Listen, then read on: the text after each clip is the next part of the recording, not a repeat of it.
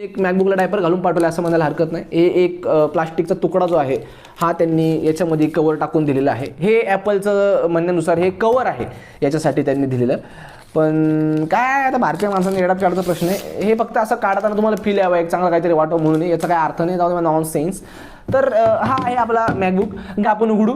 Excited होतो की उघडल्या पहिले काय दिसन, तर पहिले हा घोटीव पेपर त्यांनी दिलेला आहे, ट्रेसिंग पेपर, ज्याला आपण म्हणतो की हा ठेवा आणि काढा. शकाला का बुमबुमची पेन्सिल घ्या, मॅकबुकचं चित्र काढा आणि दुसरा मॅकबुक मिळवा, असं म्हणत त्यांनी हा ट्रेसिंग पेपर जो हा मी आपल्याला दिला हवा आहे. असा तसा नाही, हा ॲपलने पाठवला म्हणजे काहीतरी विशेष असणार आहे याच्यामध्ये.